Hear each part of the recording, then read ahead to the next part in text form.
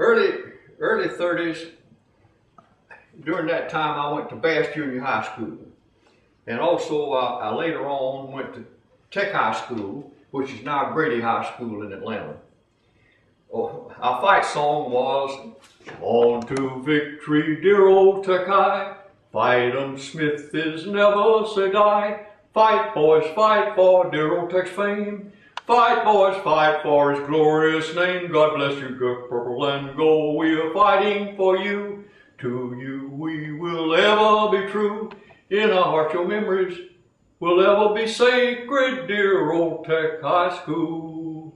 That song was written by Mr. H.A. Taylor, who was our band director and glee club leader.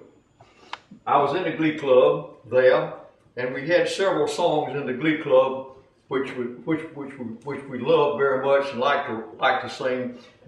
Some of them were right funny, like "I run the old mill over here to Reubenville. My name is Joshua Ebenezer Fry. I know a thing or two, you bet your neck I do, that don't catch me 'cause I'm much too sly. I've seen bunco men always got the best of them. Once I met a couple on a Boston train. They said, "How be you?" I said, "That'll do, travel right along with your darn skin game." "Well, that's one, I must be getting on. Giddy up, Napoleon, it looks like rain. Well, I'll be switched, the hay ain't pitched. Trap in when you're over to the farm again. Well, I'll be darned, the milk ain't churned. Trap in when you're over to the farm again." Another one was, "Some folks say that a crow won't steal, way down yonder in the cornfield.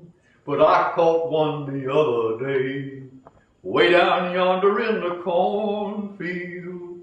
I set a trap for old Blue Jay, way down yonder in the cornfield. He sprung that trap and he flew away, way down yonder in the cornfield. Sing the song of cities, roll that cotton bale, roused about and happy 'cause he's out of jail. Norfolk for its oyster shells, Boston for its beans, Charleston for its rice and corn, but for lasses, New Orleans." Oh, then I went on from there. In 1934, I started Georgia Tech. And of course we had two favorites at Georgia Tech. And the first one was, "I'm a rambling wreck from Georgia Tech and a hell of an engineer. A hell of an engineer. Like all the jolly fellows, I drink my whiskey clear. I'm a rambling wreck from Georgia Tech and a hell of an engineer. If I had a daughter, son, dress her in white and gold, put her on the campus to cheer the brave and bold. But if I had a son, sir, I tell you what he'd do. He would yell to hell with Georgia like his daddy used to do. If I had a barrel of rum and sugar 3,000 pounds, a college bell to put it in my clapper to stir it round, I drank to all good fellows who come from far and near. I'm a rambling, gambling, hell of an engineer." Hey! And then, up with the white and gold, down with the red and black. Georgia Tech is out for a victory. We'll drop our battle axe on Georgia's head. When we meet 'em, our team will sure to beat 'em. Down on the old farm there will be no sound. When those bow wows rip through the air, when the battle is over, Georgia's team will be found with the yellow jackets swarming round. Hey! Then, in those days, we were singing a lot. There was a lot of singing going on, and a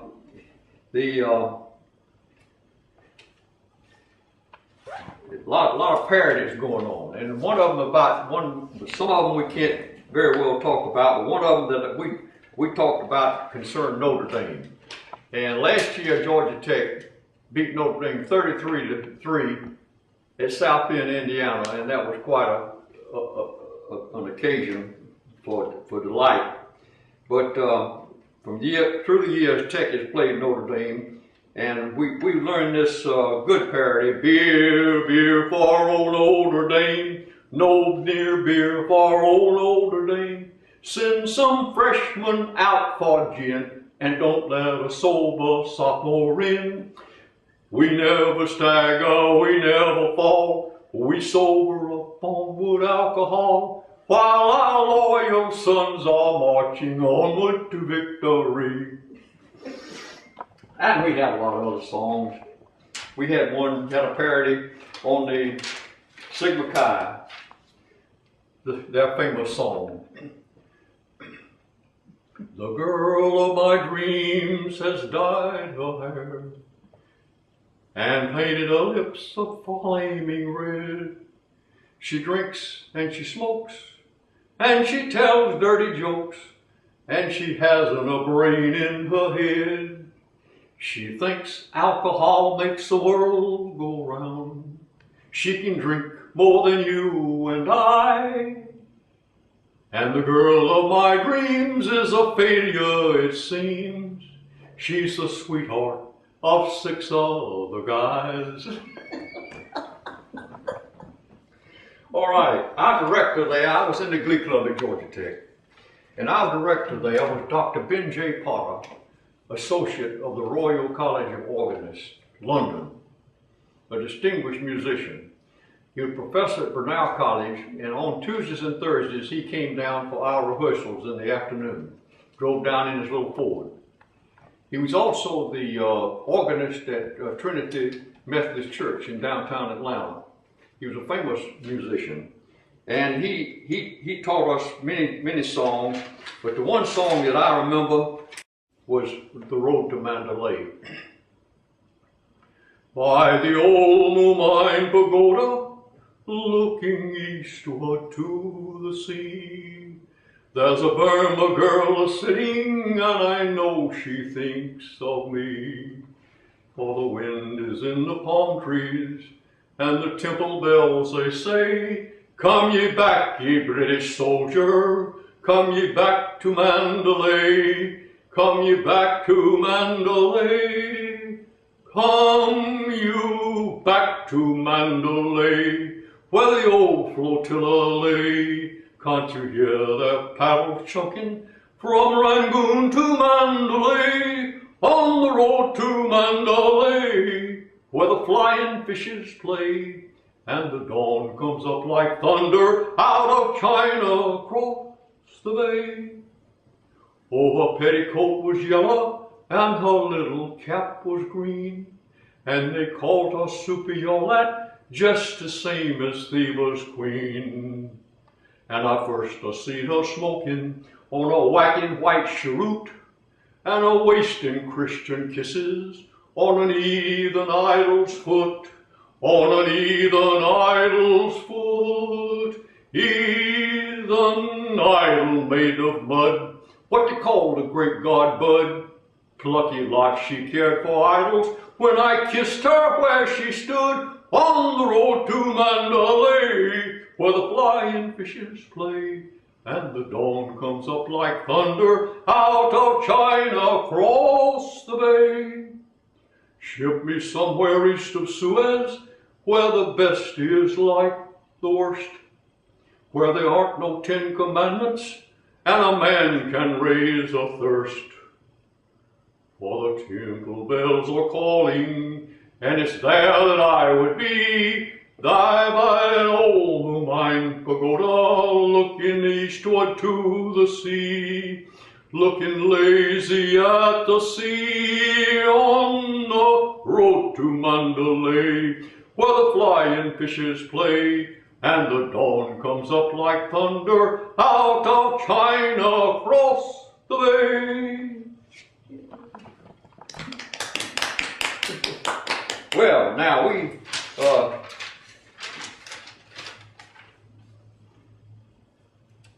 those days, there came word from the Erlanger Theater. Erlanger Theater was located on Peachtree Street, very close to where the North Avenue Presbyterian Church is now, still located. Erlanger Theater was the last theater in Atlanta that was built for a legitimate stage. Later on it went to film, and in recent years it's been raised and other buildings have been put in there. But now at that time, they had some of the leading productions, road shows coming through. And word came to Dr. Potter, said, now anyone who is a member of the Glee Club and has a tuxedo can come down to the Erlanger Theater and usher and get to see the play free and also get $2.50. So a number of us took them up on that, and we went down to the Erlanger and we saw such plays, Tallulah Bankhead, and For Reflected Glory. We saw Eddie Albert, Maurice Evans, and we saw a lot of other beautiful Shakespearean plays there, and it was quite a experience for us. There were several other activities there, but the one that was the focal point was in 1939 when Gone with the Wind premiere occurred at what is now the Lowe's Grand, was then the Lowe's Grand Theater. Remember, the theater before that was the Jeeves Opera House. Then when Mother appeared there in Jackieland, it was the Grand Theater. Then later on it became Lowe's Grand Theater. And so